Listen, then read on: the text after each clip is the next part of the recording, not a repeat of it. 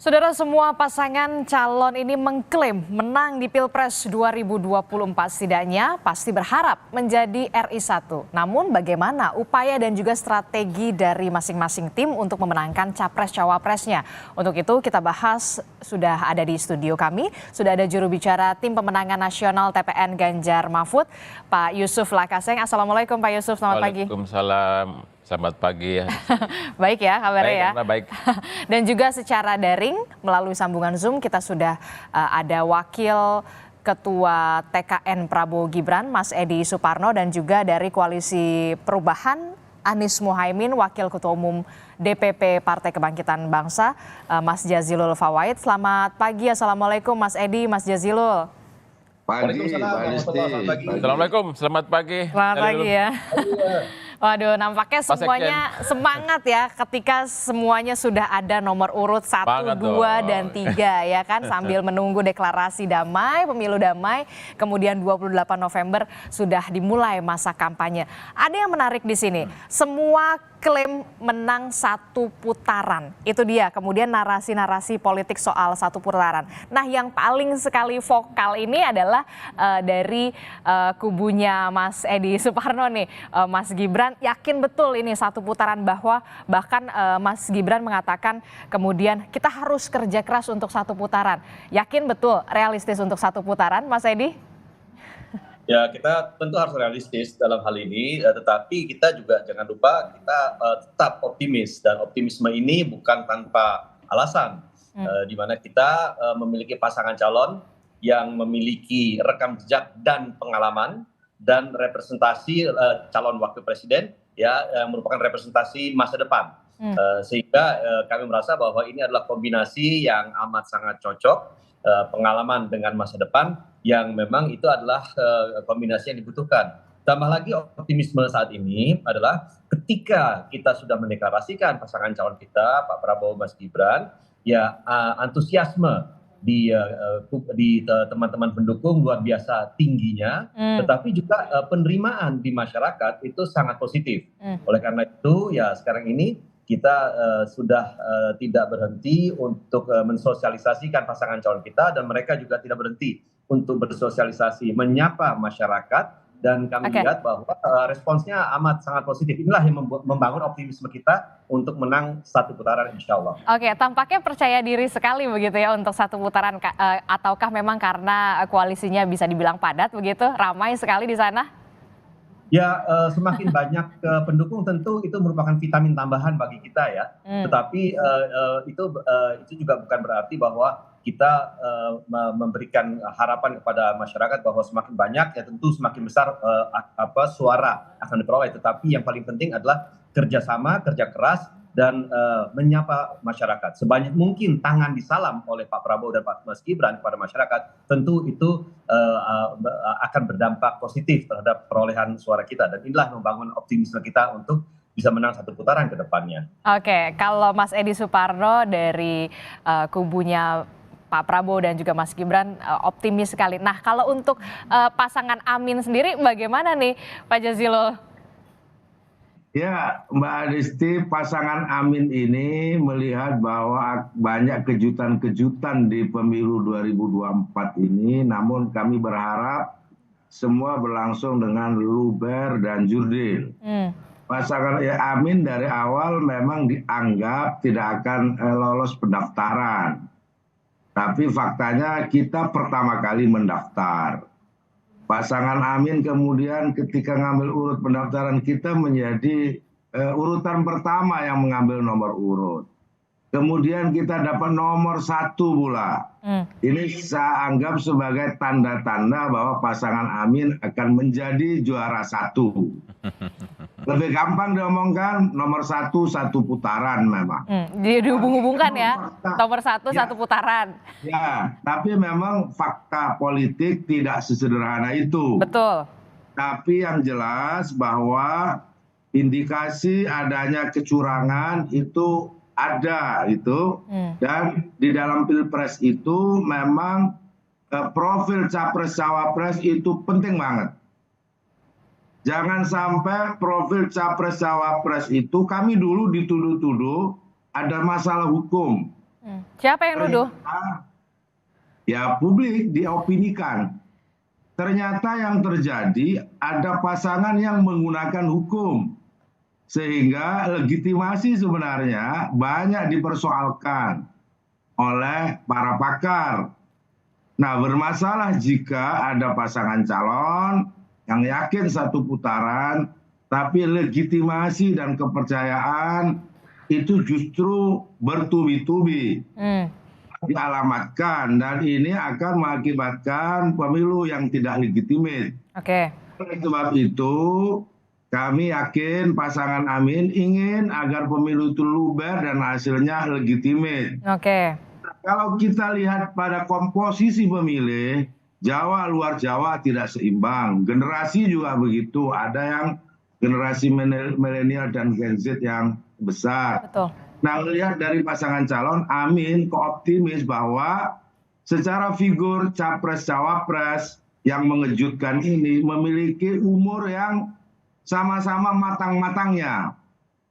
Dua-duanya punya visi yang jelas, punya semangat dan kira-kira kesehatan yang cukup, dan ini akan meyakinkan pasangan Amin untuk bergerak lebih lincah. Oke. Karena faktor usianya juga masih ini begitu maksudnya. Itu kan masyarakat itu kan butuh badan yang fit. Oke, baik. Nah, kalau kita melihat dari pasangan Amin, kemudian dari Pak Prabowo dan juga Mas Gibran, ini optimis satu putaran. Mereka benar-benar optimis, kayak mungkin salah satunya bonusnya karena koalisinya di kubunya Mas Edi ini cukup ramai begitu. Nah, kalau dari pasangan Ganjar Mahfud sendiri tetap yakin 2 putaran, karena kalau kita lihat juga Pak JK, politikus senior dari Partai Golkar, tidak yakin kalau ini 1 putaran, ini akan 2 putaran. Pak Yusuf. Ya, pintu. kalau kita lihat kontestannya ada 3, Kristi ya, memang secara objektif akan sulit 1 putaran. Karena tidak ada pasangan yang incumbent seperti zaman SBY periode kedua, ya. Saya nggak tahu kalau misalnya pasangan nomor 2 merasa mereka incumbent karena ada anak presiden di situ setelah diselundupkan lewat proses MK yang ditemukan pelanggaran etik beratnya itu, ya nggak tahu ya. Tapi ya terserah saja. Tapi secara objektif tidak mungkin 1 putaran. Yang bisa adalah 2 putaran karena ketiga pasangan ini juga pendukungnya juga banyak ya. Dan saya kira realistisnya sih 2 putaran mestinya. 1 putaran bisa saja kecuali dipaksakan dengan... Dipaksakan maksudnya bagaimana? Tanda petik berarti akan ada kecurangan yang sistematis dan terstruktur gitu ya. Karena ya secara objektif sebenarnya tidak mungkin gitu ya. Ya itu tanggapan saya, karena menurut saya nggak rasional gitu ya. Ada pasangan menang 1 putaran sementara sudah membuat huru-hara di publik gara-gara proses kandidasinya melalui satu cara yang tidak fair gitu di MK. Jadi itu menurut saya. Oke, jadi kalau dari kubunya Pak Ganjar Mahfud ini mengatakan tidak realistis karena kemudian ada 3 paslon, tidak mungkinlah, kecil kemungkinan bisa dikatakan Pilpres ini 1 putaran. Kalaupun bisa 1 putaran, ada beberapa alasan tadi sudah disebutkan Pak Yusuf. Tanggapan dari Mas Edi Suparno sendiri yang betul-betul optimis, bagaimana melihat ini? Ya, di dalam politik tidak ada yang namanya tidak mungkin ya, the art of the possible itu politik. Tentu sekarang ini kita juga sudah menyampaikan dari awal, kita berkomitmen bahwa kita akan melaksanakan Pilpres ini dengan menyampaikan gagasan, program, dan ide. Jadi biarkanlah masyarakat yang kemudian menilai bahwa yang diajukan itu adalah sesuatu yang memang dibutuhkan oleh masyarakat. Solusinya memang sudah dimiliki oleh pasangan Prabowo Gibran. Saya kira dengan memberikan gagasan, ide, dan program, apalagi gagasan dan ide itu adalah solutif, memiliki dasar, memiliki logika, rasionalitas yang terukur, saya kira masyarakat yang saat ini sudah sangat cerdas, memiliki arus informasi yang lengkap dengan memegang gadget, hampir semua masyarakat memegang gadget dan bisa melakukan penilaian terhadap apa yang disampaikan oleh masing-masing pasangan calon, wabil khusus dalam ini pasangan calon Prabowo Gibran. Saya kira masyarakat sudah bisa melakukan penilaian tersendiri. Inilah yang membangun optimisme kita yang saya sampaikan dari awal, bahwa penilaian masyarakat dari awal ini yang sudah terlihat positif responsnya terhadap pasangan calon Prabowo dan Gibran itulah yang membuat kita berkeyakinan bahwa memenangkan satu putaran itu bisa dilakukan. Meskipun demikian, kami tentu siap jika memang ada putaran kedua. Dan kami punya keyakinan bahwa pasangan Prabowo Gibran akan masuk ke putaran kedua jika memang hal itu diperlukan. Oke, jadi tetap yakin kalaupun putaran kedua, tetap yakin masuk di putaran kedua, begitu ya Mas Edi ya?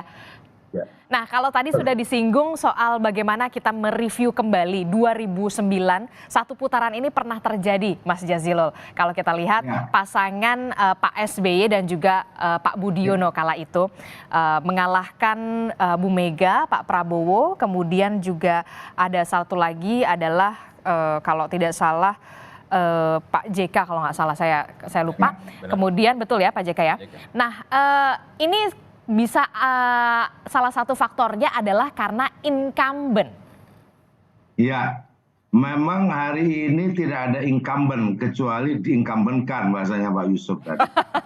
Memang itu Pak Zazul yang bilang ya. Memang dari sisi isu itu tidak ada incumbent. Namun yang jelas bahwa pemilu 2024 ini dimulai dengan berbagai isu dalam tanda kutip yang kontroversi. Nah, menurut hitungan para pengamat memang 60% suara itu fix terbagi ke 3 calon. Yang suara mengambang sekitar 40. Jadi sesungguhnya kalau melihat hari ini kita lihat tren. Jadi kenapa misalkan ada kubu yang sangat yakin dengan 41 putaran, karena memang ada survei yang mengatakan 40%. Nah, tapi artinya 40% sisa dari 20-20 yang ada, 40% inilah yang kemudian diperebutkan oleh 3 pasang calon. Sehingga memang agak rumit untuk menjadikan satu putaran, tapi bukan berarti tidak mungkin. Agak rumit, tapi ada kemungkinan, masih ada kemungkinan begitu menurut Pak Jazilul. Karena begini, karena akan ada tren naik dan tren turun dari pasangan itu akan memungkinkan ketika nanti di fase kampanye. Karena kita belum memulai masa kampanye dan semuanya masih cair, bisa naik turun. Kalau kita lihat dulu nih, kita punya ada 3 lembaga survei. Ini yang kita akan tampilkan bagaimana lihat datanya. Kita lihat dulu untuk survei Carta Politika, Bapak-bapak ini dia. Kita lihat survei Carta Politika. Ini pasangan dari Ganjar dan juga Mahfud MD. Kita lihat bersama, ini dia. Oke, Nah ini dia nih, pasangan Ganjar Mahfud ini meraih 36,8, kemudian Pak Prabowo dan juga Mas Gibran ini memperoleh 34,7, sedikit sekali terpautnya antara Ganjar dan juga Prabowo, kemudian untuk Pak Anies ini 24,3. Selanjutnya kita lihat survei Poltreking.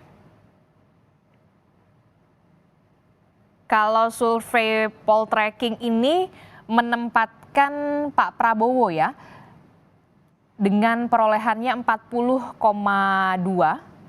ya, kita lihat bersama Prabowo 40,2, kemudian Pak Ganjar 30,1 dan juga Mas Anies ini 24,4.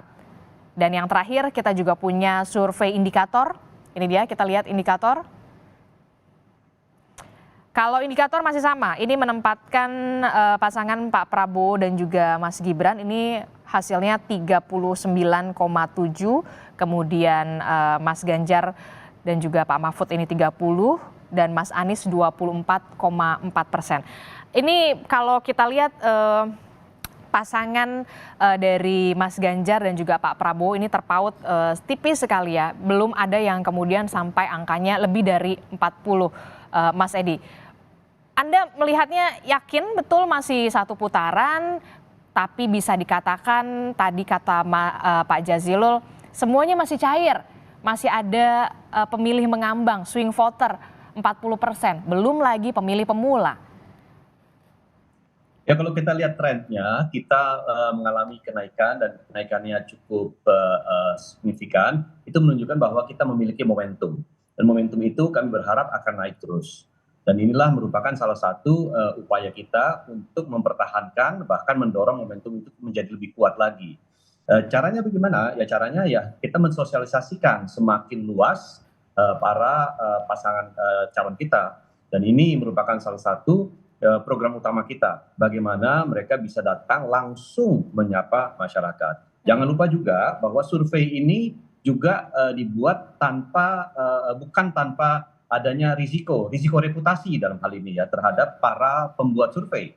Sehingga mereka juga mempertaruhkan reputasi mereka ketika melakukan survei. Jadi kalau survei itu misalkan saja ada unsur akal-akalannya, ada unsur abal-abalnya, tentu mereka mempertaruhkan reputasi mereka. Jadi kami percaya bahwa survei yang dilakukan itu merupakan potret sesungguhnya dari kondisi pada saat survei dilakukan, tetapi kami juga percaya ya tentu bahwa survei ini tentu akan berubah dengan berubahnya sentimen masyarakat kepada pasangan calon siapapun di antaranya. Kami berharap sentimen itu semakin menguat kepada pasangan calon kita ke depannya.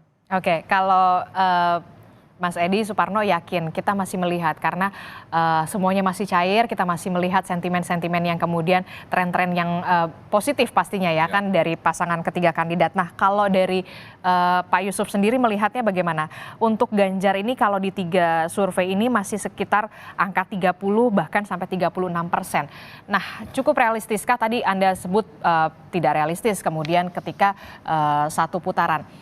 Keyakinan untuk satu putaran saja tidak cukup, harus ada strategi pastinya ya kan. Strateginya salah satunya adalah Jawa penentu, kemudian Mas Ganjar akhirnya memilih Mahfud MD.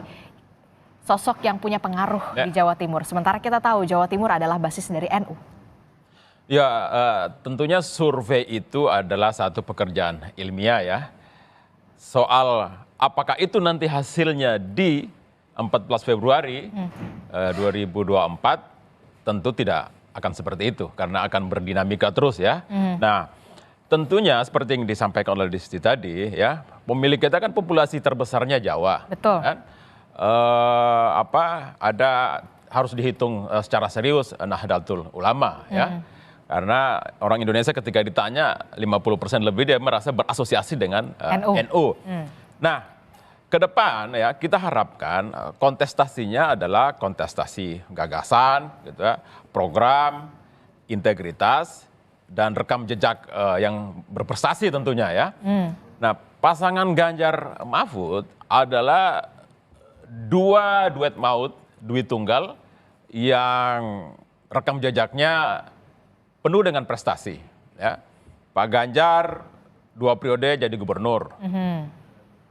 Pak Mahfud lengkap pengalamannya legislatif, eksekutif, yudikatif. Bahkan di zaman Pak Mahfud, MK yang hari ini runtuh wibawanya, keluarannya, di zaman Pak Mahfud justru MK betul-betul disegani, ya, menjadi acuan orang untuk mendapatkan hak konstitusinya. Jadi ya pasangan kita ini adalah pasangan yang memang bukan kaleng-kaleng ya. Tapi punya track record positif. Track record yang luar biasa. Saya katakan di sini, sayang saja rakyat Indonesia melewatkan kedua orang putra terbaik bangsa ini untuk memimpin di masa depan. Yang berikutnya adalah kita harus pasangan itu harus mampu menjawab tantangan apa yang dihadapi oleh bangsa kita saat ini. Kalau saya lihat data, masih ada 25,90 juta orang miskin. Ya, masih ada 7,86 juta warga kita adalah pengangguran terbuka. Masih ada tantangan bonus demografi. Jadi, Disti, bonus demografi itu, orang kan nanya apa sih bonus demografi? Jadi bonus demografi itu saya sederhanakan, kira-kira kalau dalam keluarga ada 6 orang anak, saat ini usianya masih kecil. Nah, 6 orang anak ini harus diberi makan gizi yang cukup, pendidikannya harus bagus, agar ketika pada tahun 2045 nanti ketika mereka dewasa, mereka SDM-nya bagus, badannya sehat, dan mereka bisa menciptakan bahkan, ya bukan hanya bekerja, tapi juga bisa menciptakan karena dia sudah mendapat pendidikan bagus, dia punya kemampuan inovasi, menciptakan lapangan pekerjaan. Sehingga bonus demografi menjadi berkah demografi, bukan masalah demografi. Saya kira itu saya berharap kontestasi kita ke depan adalah tadi itu gagasan, ide, program, rekam jejak, dan integritas. Oke, itu juga yang kemudian menjadi harapan publik. Adu ide, gagasan, program, kemudian sampai akhirnya kita bisa memilih pemimpin yang benar-benar berkualitas. Nah, berbicara soal track record, kalau kata Pak Yusuf ini pasangan Ganjar Mahfud track recordnya bukan kaleng-kaleng. Pak Jazilul, bagaimana ini? Khawatir nggak kemudian Jawa Timur ini tergerus oleh pasangan Ganjar Mahfud? Jangan dijawab dulu, tetap bersama kami di Sapa Indonesia Pagi.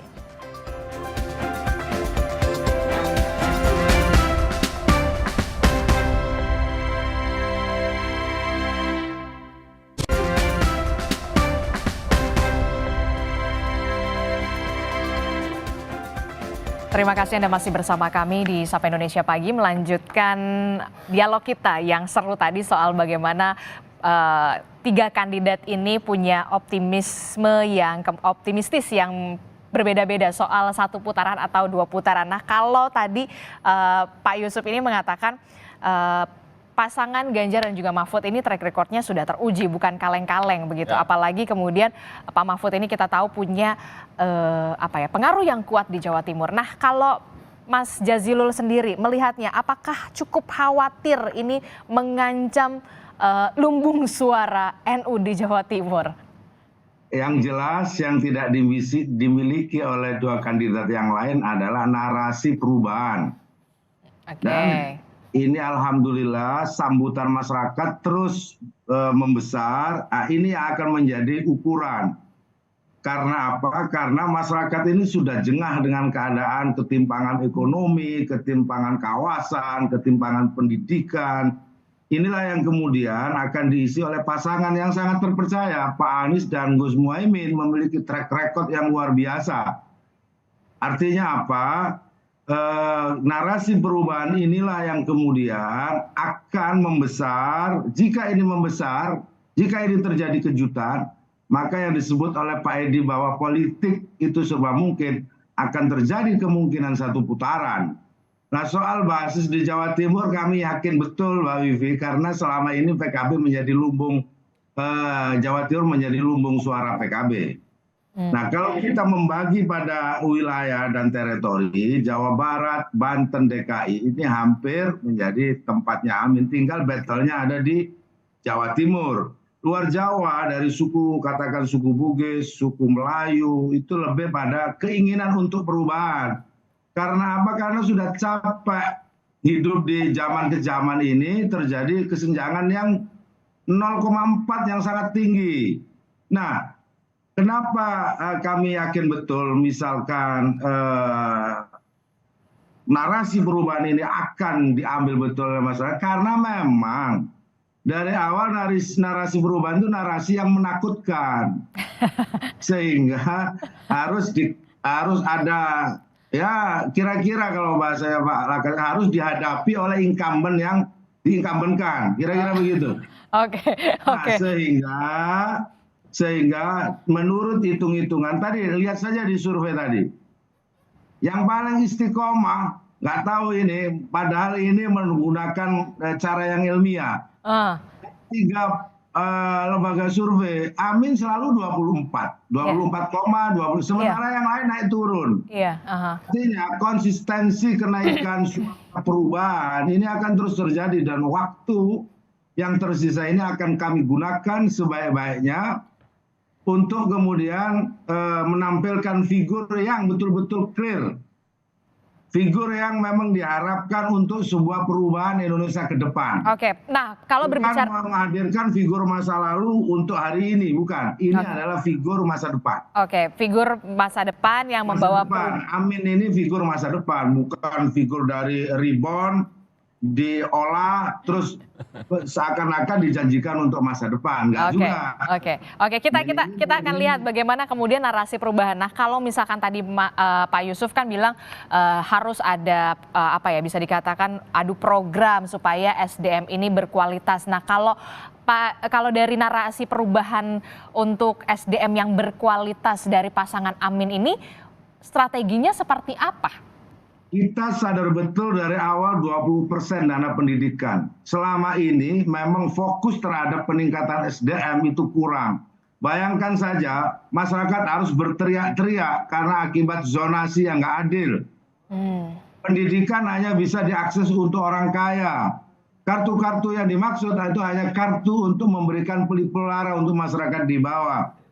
Yang faktanya hanya sedikit orang yang bisa menyekolahkan anaknya di sekolah kedokteran, sekolah-sekolah yang bonafit.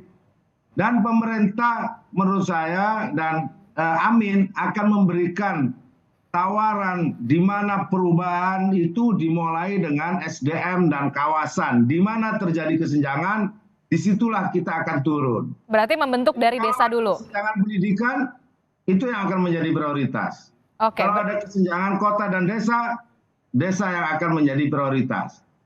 Itu Mbak Desti.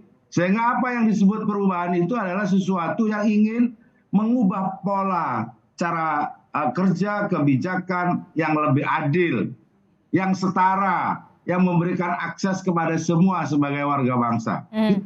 Itulah yang menjadi komitmen. Dan kita sudah hitung bahwa memang kerangka alokasi anggaran yang ada memang tidak adil, kurang adil.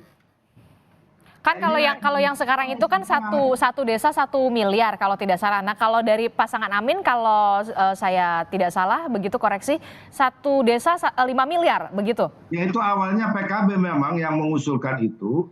Karena PKB dari awal fokus ke desa. Dan setelah kita hitung memang jika secara bertahap desa itu diberikan kekuatan anggaran sampai 5 miliar, bahkan bisa lebih.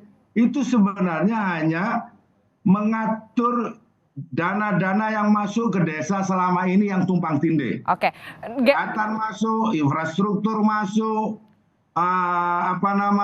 pemberdayaan masuk, tapi dibagi kecil-kecil.